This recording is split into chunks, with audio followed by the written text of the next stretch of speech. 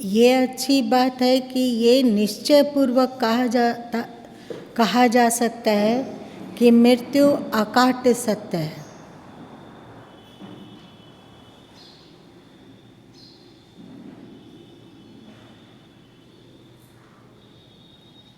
और आप लोग जानते होंगे कि विश्व विजय करके सिकंदर अपने देश को लौट रहा था। उसकी माँ उससे बहुत प्यार करती थी और वो भी अपनी माँ को बहुत चाहता था। रास्ते में उसे बुखार आने लगा और ऐसा कि वो अपनी जन्म धरती से कुछ किलोमीटर ही दूर है। तड़पता है कि किसी भी तरह 2 दिन और हमारे प्राण को बचा लो, हम माँ से मिलकर धरती छोड़ना चाहते हैं। अपार धन, उसकी गणना नहीं की जा सकती है। संपूर्ण विश्व की अधिकांशतः देश उसके कब्जे में है।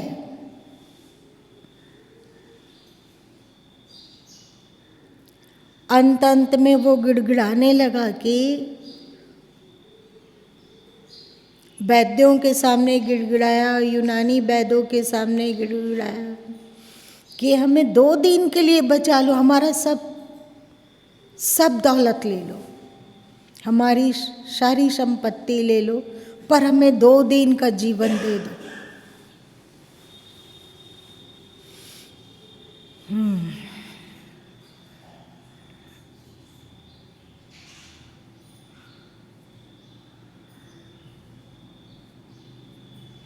पर क्या वैद्य वगैरह 2 दिन बचा पाए?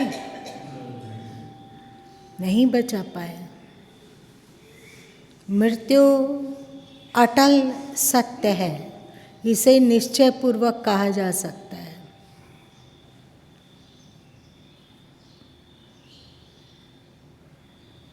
और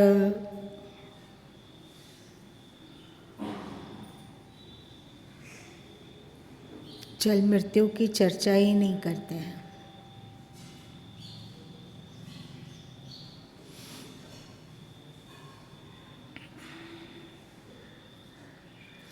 और निश्चय पूर्वक कहा जा सकता है कि हम लोगों की आत्मा अमर है। इसको आप कैसे कह सकते हैं? कुछ प्रमाण दीजिए। आपके शास्त्र कहते हैं, ये तो समझ में आती है, गीता कहती है समझ में आती है, उपनिषदें कह रहे हैं समझ में आ रही है, सभी शास्त्र कहते हैं ये समझ में आता है, पर कुछ आप सब प्रमाण दीजिए कि आत्मा नहीं मरती है, आत्मा का विनाश नहीं होता है।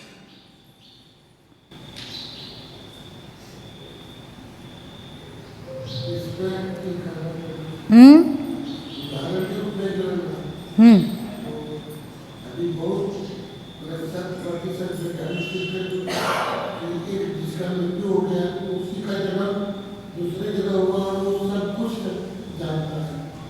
जो उसके साथ पूर्ण घटना हुई थी वो बहुत पूरा का पूरा वो शरीर तो सिर्फ आत्मा ही बदलकर उस रूप में आ गया, जो पूरा का पूरा यादगार उसका जीवित रहा। तो इस तरह से ये कहा जा सकता है। ये तो आप बहुत अच्छी बात कहें कि आत्मा नहीं मरती है, इसका स्पष्ट उदाहरण पुनर्जन्म है। और पुनर्जन्म की स्मृति रखने वाले हिंदू, मुस्लिम, ईसाई इत्यादि सभी धर्मों में पाए जाते हैं। वैज्ञानिक, यदि कुछ वैज्ञानिक बतकुच्चन करे, वाद विवाद करे कि इसका कोई ये नहीं है, कोई इसका आधार नहीं है, प्रमाण नहीं है, तो वो उनका केवल वाद विवाद होगा। असल में आत्मा अविनाशी है। शरीर के मर जाने पर भी आत्मा नहीं मरती, ये आकाट्य सत्य है, आकाट्य सत्य है। आप लोग बहुत बार देखोगे कि किसी भी व्यक्ति की मृत्यु होती है तो कभी कभी बहुत सारे लोगों को उनकी छाया दिख जाना अथवा उनका एहसास आना कि नहीं वे खड़े हैं। सबको नहीं होता है, किसी को होता है और किसी को नहीं होता है। किसी की मृत्यु के बाद उसकी उपस्थिति का एहसास होता है और किसी की मृत्यु के बाद उसकी उपस्थिति का एहसास नहीं होता है। तो इसका लोग कहते हैं कि अपने ही मन का भ्रम दिखता है एक आकार लेकर, क्योंकि जिसकी मृत्यु हो गई उससे हमें बहुत प्रेम था, बहुत प्रेम रहा, इस कारण हमारा मन उसका आकार को गढ़कर सामने उपस्थित कर देता है। ऐसा बहुत सारे लोग कह सकते हैं ना। तो जिसको मृत्यु के उपरांत उस व्यक्ति की उपस्थिति का एहसास नहीं हुआ तो क्या उसके परिवार वाले लोग उससे प्रेम नहीं करते थे?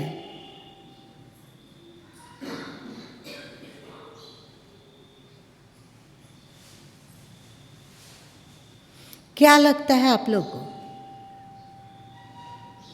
जिसको मृत संबंधियों का एहसास नहीं होता है, क्या वे उससे प्रेम नहीं करते थे? मृत होने वाले, मृत्यु के मुख में जाने वाले संबंधी से क्या उनको प्रेम नहीं था? ऐसा हो सकता है कि निकट के रिश्तों में प्रेम ना हो? ऐसा हो सकता है? नहीं हो सकता है। जो जिनकी अतृप्त कोई इच्छा परिवार से जुड़ा हुआ जीवित है तो परिवार वाले लोग को अनुभव होता है, और जिस मृत्युन्मुख व्यक्ति अथवा जिस मृत्यु को प्राप्त हुए संबंधी में संतुष्टि पूर्वक और अथवा ज्ञान पूर्वक अथवा समझ पूर्वक अथवा ये कि सभी अपने अपने कर्म के अनुसार आते हैं और जाते हैं, कोई किसी का नहीं है, किसी के द्वारा कोई काम, किसी के कारण कोई काम रुका नहीं रहता है, ये समझ के साथ जो चले जाते हैं, अथवा जिसको अपने परिवार के प्रति ये नहीं कि हमारा सुख कुछ उससे बंधा हुआ छूट गया, तो उसका एहसास नहीं होता है। आप लोग क्या कहते हो? एक और बात है कि पुनर्जन्म होता है, क्या इसे निश्चय पूर्वक कहा जा सकता है? अगर कहा जाए कि अब जो अभी जन्म ले रहा है वो नया नया जीव है, पुराना जीव पता नहीं कहाँ गुम हो गया, तो उसे जो दुख अथवा सुख मिलता है, सबको मिलता है ना, अपने तरीके से अलग अलग तरीके का दुख और सुख सबको मिलता है। तो किसी को बहुत ज़्यादा दुख मिलता है, किसी के जीवन में बहुत सारे सुख की अनुभूतियाँ होती है। ये क्या है? क्या परमात्मा बेमतलब किसी को इतना दुख दे देते हैं कि उसका हमेशा रोते हुए बीतता है समय, या क्या वे पक्षपाती हैं जो कि किसी को इतना सुख देते हैं कि वो समझ ही नहीं पाता है कि जीवन में प्रतिकूलता भी है? क्या ईश्वर दोषी है? क्या ईश्वर को कटघरे में खड़ा होना चाहिए?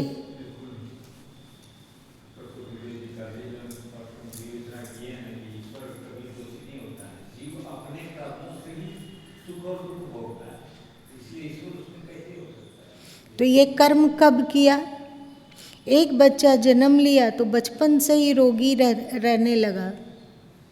एक बच्चा जन्म लिया तो वो सने सने पूर्ण विकास को प्राप्त हुआ और खेलता है, हंसता है, रोता है, दर्द होने पर चिल्लाता भी है, तो क्या भगवान पछताते हैं कि एक बच्चे को रोगी बना के जन्म दिए और एक बच्चे को स्वस्थ?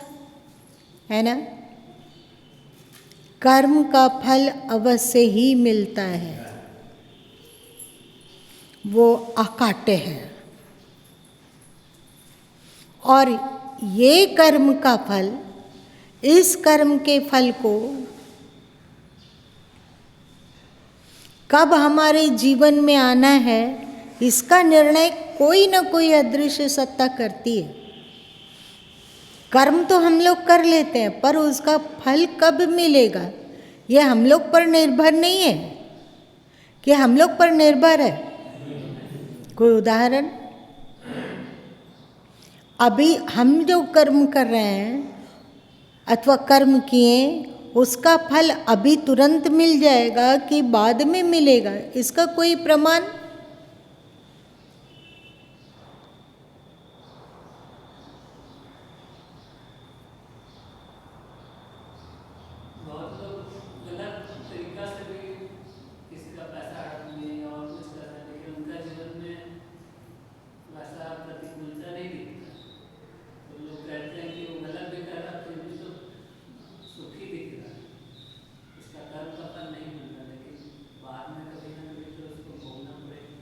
ये तो एक कल्पना है कि भोगना पड़ेगा, इसका कोई और स्पष्ट उदाहरण दो। जैसे कि वो सदन कसाई का उदाहरण दिया कि इसके पहले वो अपना हाथ से गाय को कसाई को सौंप दिया, तो अगला जन्म में फिर का हाथ कर। ये तो कल्पना हो सकती है, और स्पष्ट उदाहरण ढूंढो दिमाग में।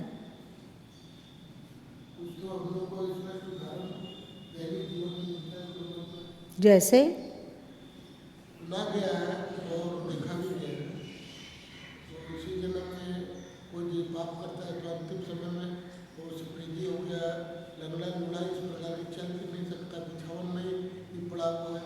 ऐसा कई उदाहरण हम लोगों के जीवन में सामने आते हैं। चलो, आप बोलें सही है। जैसे हम लोग व्यापार में बहुत मेहनत कर रहे हैं,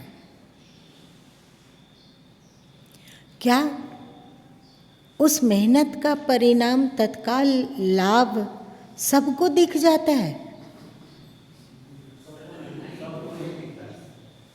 तो वो परिश्रम किया, परिश्रम तो कर रहा है, पूरे तरीके से अपना जितनी बुद्धि और जो भी किया जा सकता है सब परिश्रम कर रहा है, पर किसी को उसी व्यापार में सफलता मिल रही है और किसी को सफलता अभी मिल ही नहीं रही है। वो मेहनत करता है, वो जिस चीज़ को छूता है वही मिट्टी का हो जाता है। क्या ऐसा नहीं देखे हैं? तो यदि कर्म का फल का निर्णय हम लोगों के हाथ में होता तो दुनिया में कोई दुखी होता क्या? क्या किसी का व्यापार असफल होता? कौन चाहेगा कि उसका व्यापार में सफलता ना मिले? चाहे कोई चाहता है? तो ये क्या है? यदि कर्म फल का निर्णय लेना हमारे अधिकार में होता तो हम लोग निर्णय हमेशा तुरंत ले लेते कि नहीं प्रभु, हम ये कर्म कर रहे हैं, इसमें हमें अब भी फल चाहिए। एक ही तरह का चीज़ है, किसी को कैंसर हो गया, वो तड़प तड़प कर रह रहा पर जीवित है, और किसी को कैंसर हुआ और वो आनन फानन में चला गया। क्या जो आनन फानन में चला गया उसको मन नहीं कर रहा होगा कि उसकी अभी आयु पूरी नहीं हुई, अभी उसे नहीं जाना है, अभी उसे नहीं जाना है? वो दवा ले रहे हैं, वही दवा अगला भी खाया है, उस ठीक हो गया, और वही दवा ये भी खा रहा है पर ठीक नहीं हो रहा है। यदि कर्म का फल का निर्णय लेना हम लोगों के हाथ में होता तो कौन सा रोगी नहीं चाहता है कि दवा खाकर वो एकदम पूर्णतः स्वस्थ हो जाए? क्या आप लोग के अनुभव में ये नहीं गुजरता है? गुजरता है या नहीं? कोई भी श्रम हम लोग करते हैं तो उसका परिणाम हमारे अनुकूल हो, इसकी इच्छा सबको होती है, लेकिन उसका परिणाम अनुकूल हमेशा हम लोगों के हाथ में नहीं होता है। हर व्यक्ति चाहता है कि वो मन लगाकर पढ़ा है और परीक्षा में उत्तर भी मन लगाकर लिखा है, वो उत्तीर्ण हो, वो अपने क्लास में हाईएस्ट नंबर लाए। कौन सा विद्यार्थी नहीं चाहेगा? हाँ, सबको ही चाहता है। तो किसी को अपेक्षाकृत जैसा वो चाहता था वैसा नंबर मिलता है, किसी को नहीं मिलता है। क्या? तो वही तो कर्म है, वही तो कर्म है। नहीं, क्यों ऐसा हो गया? कभी कभी ऐसा आप लोगों ने क्या नहीं अनुभव किया है कि परीक्षा जाने का है, सुबह सुबह जल्दी से पेज उलट उलट के पढ़ें तो 4-8 क्वेश्चन पढ़ें, पहले का पढ़ा हुआ है पर दिमाग में धुंधला है। अब जाने के समय जो 5, 7, 8, 10 क्वेश्चन पढ़ पाए उसी दिन, तो वो परीक्षा में आ गया और उसको मज़े से लिख डाला गया और वो कम परिश्रम से बहुत अच्छा मार्क्स ले आया। और जो नित्य प्रतिदिन पढ़ता था वो भी सुबह पढ़ा, पर संयोग ऐसा है कि वो उन प्रश्नोत्तर में दिमाग लगाया अथवा उसको पढ़ा जो आया ही नहीं, पढ़ा हुआ आया ही नहीं। सही? आप लोग देखो कि अभी जॉब का बहुत प्रचार है, जॉब चाहिए हर को, चाहे वो बेटियां हो चाहे बेटे हों, सबको जॉब चाहिए। जो सामान्य ग्रेजुएशन भी किया हुआ है उसको भी जॉब चाहिए। बाप का बहुत बड़ा बिजनेस है पर बिजनेस उसे नहीं करना है, जॉब चाहिए। तो किसी किसी को तो पहली बार जाता है इंटरव्यू देने के लिए तो लिखित परीक्षा में बैठता है और बढ़िया से अच्छे नंबरों से पास हो जाता है, और कोई कोई जाता है तो जानते हुए भी नर्वस हो जाता है। कहता है, बहुत सारे परीक्षार्थी कहते हैं कि लिख ही नहीं पाते हम, दिमाग में जो जो याद था वो भी भूल गए। क्या कारण हो सकता है? यदि कर्म का फल का निर्धारण हम लोगों के हाथ में होता तो क्या कोई व्यक्ति अथवा कोई बच्चा बिना जॉब का रहता क्या? कोई बच्चा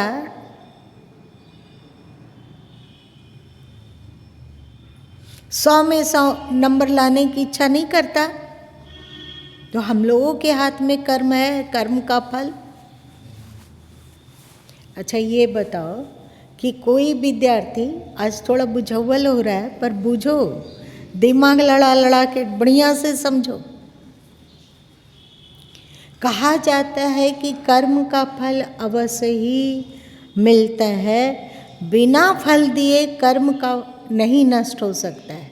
अब बताइए कि कोई व्यक्ति रात दिन पढ़ रहा है, बहुत मेहनत करता है, पर परीक्षा में उसे नंबर नहीं आया, तो वो इतना पढ़ा, उसका फल कहाँ गया?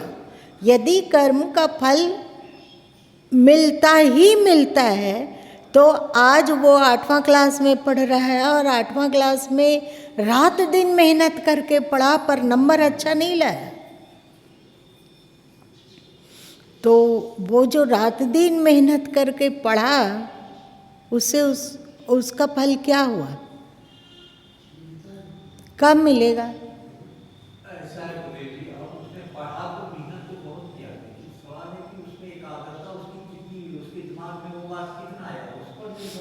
दिमाग में एक व्यक्ति को कम बात आती है और कोई कोई पढ़ता है तो तुरंत दिमाग में घुस जाता है, इसका क्या कारण हो सकता है? जो पूरा भरा पड़ा है वो छिलकता नहीं, और अंदर अंदर उड़ करता हुआ बाहर लोगों को दिखाई पड़ता कि वो काफी पढ़ा लिखा है। तो कुछ कर्म का फल, अगले जन्म का भी संस्कार कर्म का फल।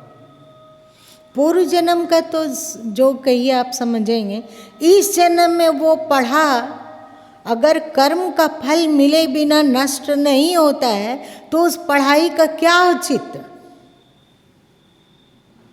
बताओ, इसका उत्तर है, सोच के बताओ। आगे वो मेहनत कर रहा है ना, तो उसका तो अच्छा कर्म बन रहा है। एकदम सही बात, संस्कार बन रहा है स्वाध्याय का।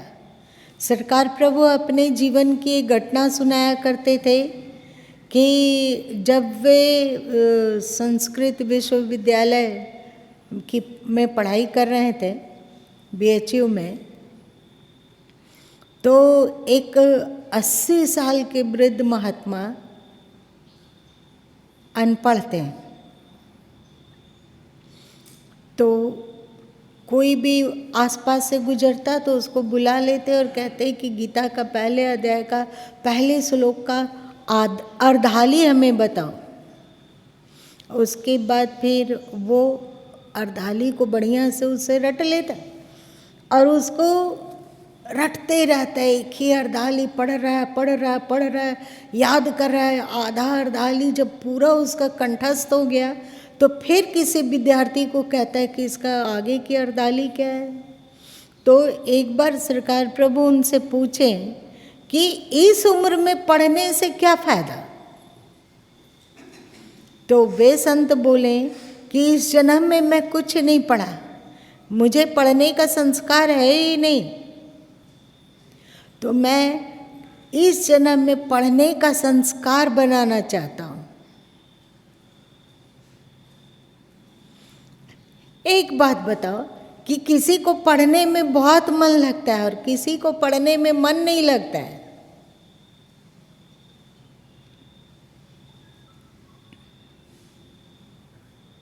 ये सब तो साधारण क्वेश्चन है, बताओ ना।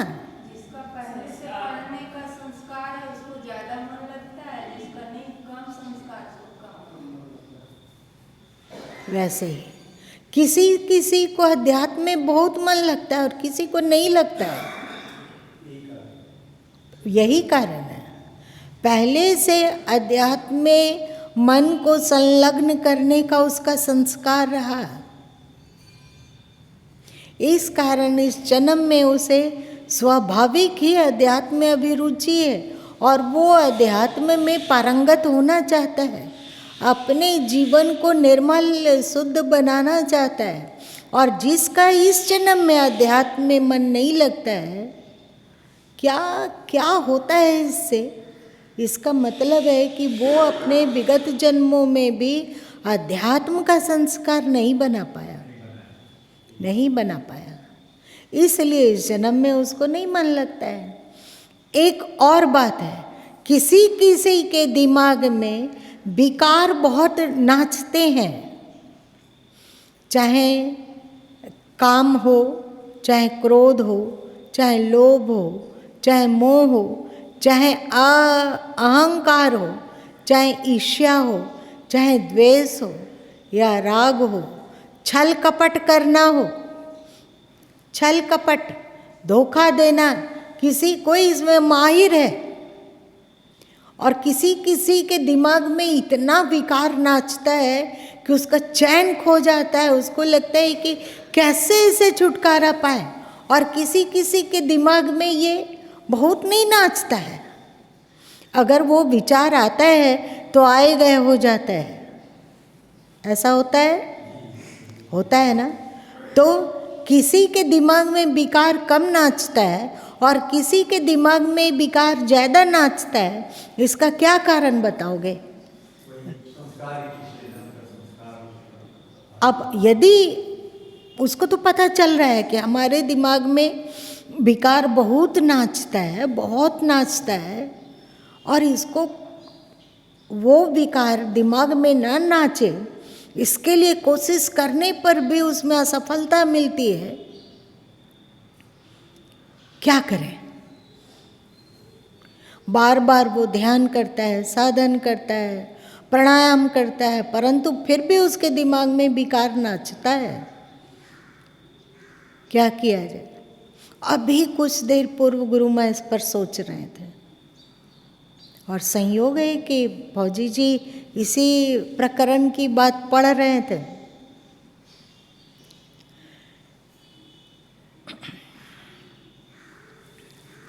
श्री कृष्ण कहते हैं कि लोके अस्मिन् द्विनिष्ठा का दो निष्ठा है इस संसार में, जिसके द्वारा हम अपने संस्कारों पर विजय प्राप्त कर सकते हैं अथवा अपने इच्छा अनुरूप अपने संस्कारों को गढ़ सकते हैं। जिसमें एक उन्होंने कहा योग निष्ठा और दूसरा का संन्यास निष्ठा। संन्यास निष्ठा मतलब सांख्य योग की निष्ठा, त्याग की निष्ठा, ज्ञान की निष्ठा, ज्ञान आध्यात्मिक ज्ञान।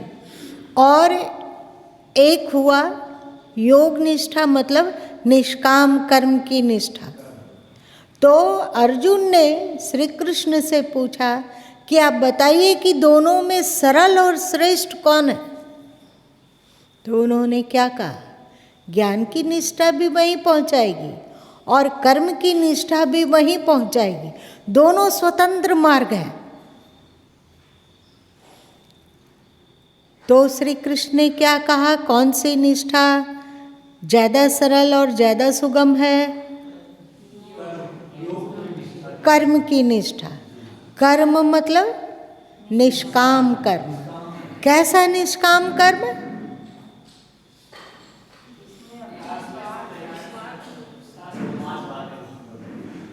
क्या है? निष्काम कर्म मतलब शास्त्र नियत शुभ कर्म, जिसे हम स्वार्थ से ऊपर उठकर करते हों और साथ साथ में जो लोक हितकारी हो, जिससे ना हमारा नुकसान होता हो ना अगले का नुकसान होता हो, ना हमारी आत्मा का पतन होता हो ना अगले की आत्मा का पतन होता हो।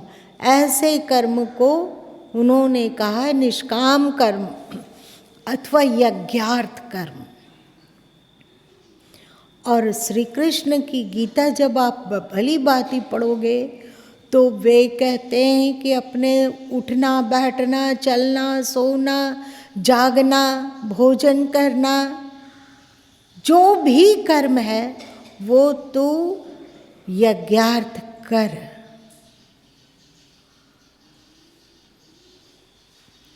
इसके लिए हमें क्या करना होगा?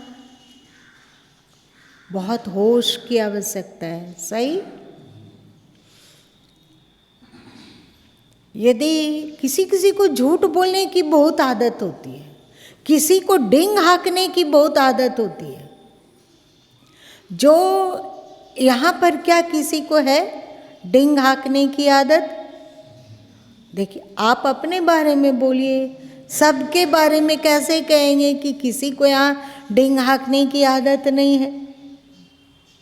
होश में रहेंगे तो जान लेंगे कि नहीं, पुराना संस्कार है मेरा डिंग हाँकने की, बात को बढ़ाकर बोलने की। इतनी बात हो तो दिमाग में आता है कि हम इतना जानते हैं। डिंग, अगर होश पूर्वक अपने डिंग हाँकने की स्वभाव को देख पाएंगे और जानेंगे कि ये डिंग हाँकने के स्वभाव से मेरा एक तो झूठ बुलाता है। सही बात है, वो जो बोल है उसमें संभवतः डिंग हाँकने वाले लोग 80% झूठ बोलते हैं, शायद 95% भी हो सकता है, शायद 99% भी हो सकता है, शायद 100% भी हो सकता है। वो झूठ बोलता है इंसान, और झूठ बोलने से हमारी आत्मा का पतन है या उत्थान है? लेकिन आदत है डिंग हाँकने की। पर दुर्भाग्य है कि मनुष्य अपने आप को नहीं देख पाता है कि हमारे में क्या स्वभाव है, क्या संस्कार है, कोई कोई जागृत होशवान व्यक्ति ही अपनी कमजोरियों को, अपने संस्कारों की कमजोरियों को जान पाता है, और जब जान पाता है तो उसे निकाल फेंकने का हर संभव प्रयत्न अपने आप होता है। और जो केवल डिंगियल है और मूर्छित रहता है तो उसे ये नहीं दिखता, वो कहता है ये डिंग है ही नहीं, तुम सच है। एक बार ऐसा हुआ था कि हम जब ध्यान में बैठे थे तो अपने आसन से 4 फीट ऊपर उठ गए थे।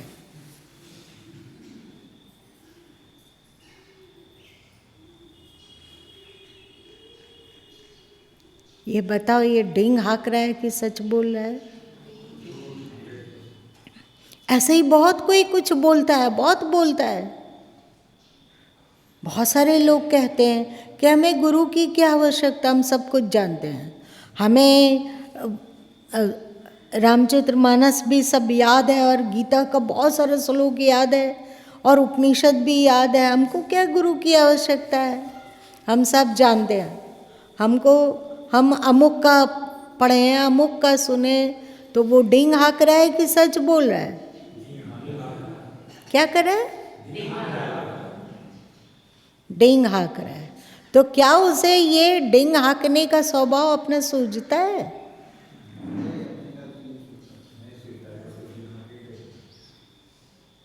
नहीं सूझता है। वो एकदम इसे सफल माहिर हो जाता है। बहुत सारे लोग तो ऐसा झूठ बोलते हैं ना कि उसका चेहरा और भाव से उसे पकड़ नहीं सकोगे कि ये बंदा झूठ बोल रहा है। लेकिन जो झूठ बोल रहा है वो तो जानता है ना कि वो झूठ बोल रहा है। तो क्या उसे ये झूठ बोलने की आदत खटकती है?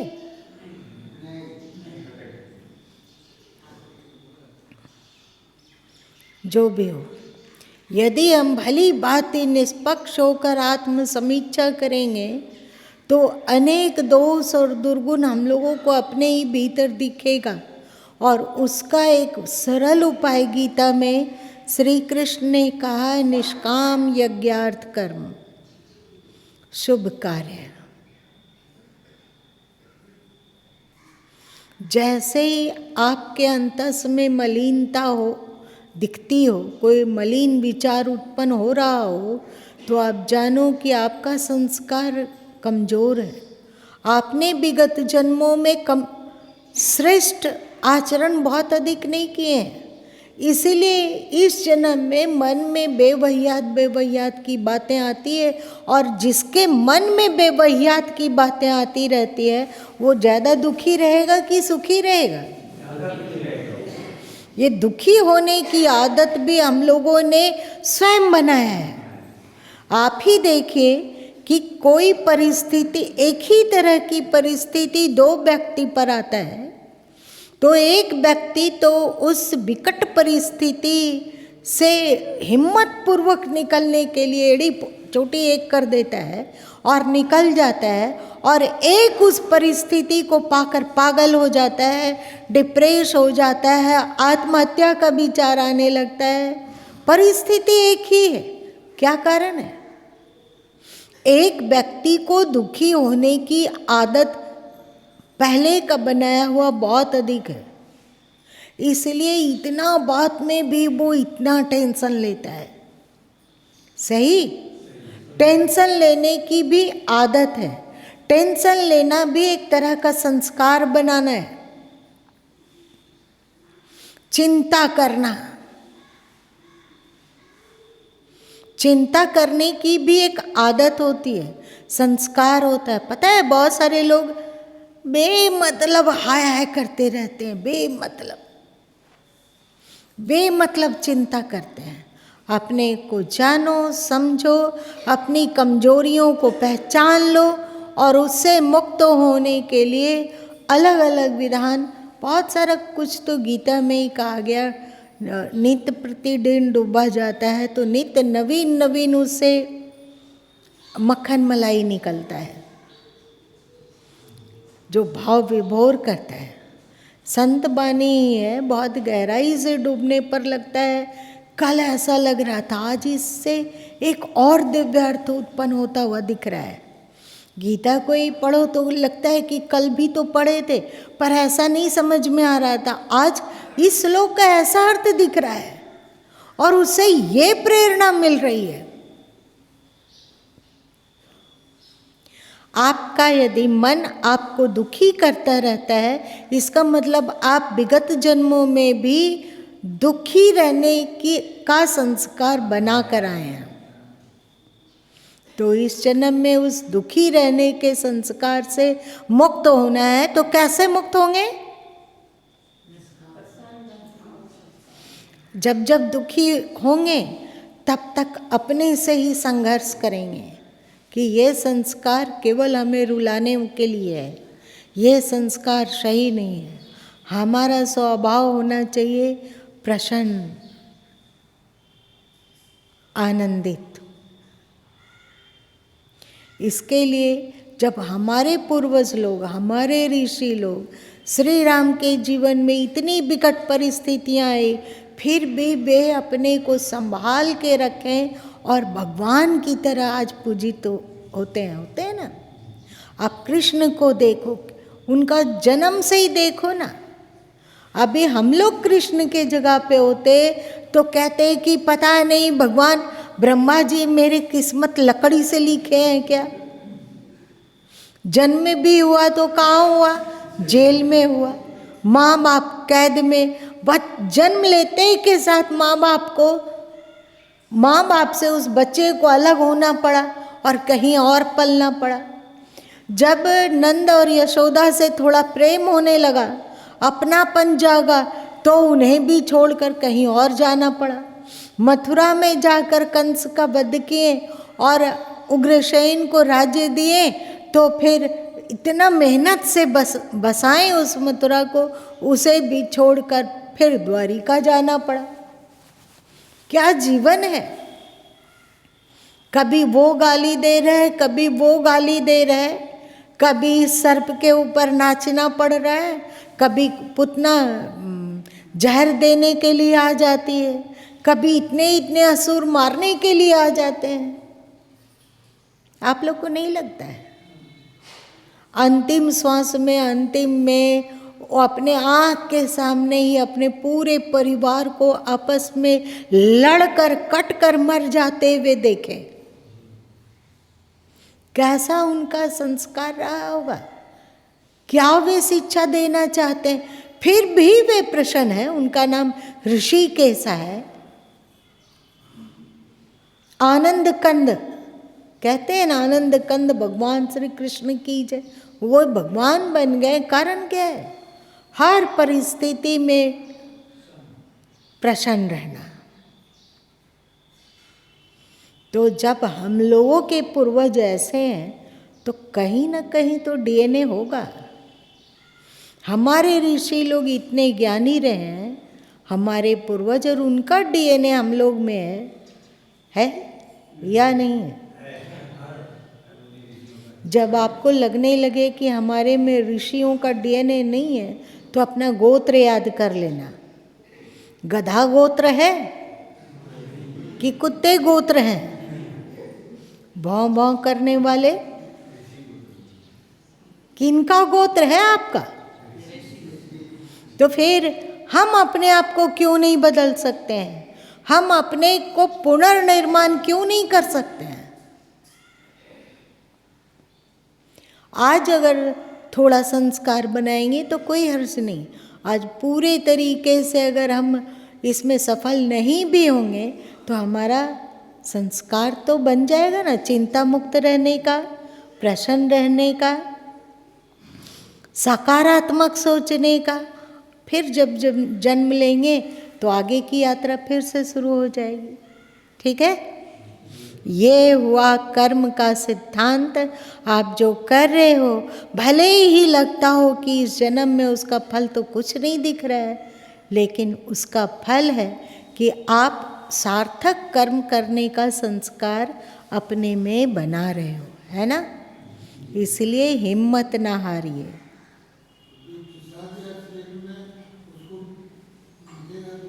इस जन्म में कोशिश मिटाने का, कम से कम कोशिश करने का संस्कार तो बना लेना। इस जन्म में मिटा पाए बहुत अच्छा है, नहीं तो आने वाले, ये कोई अंतिम पड़ाव तो है नहीं, अभी यात्रा बाकी है। चलो आज इतना ही रहने दो।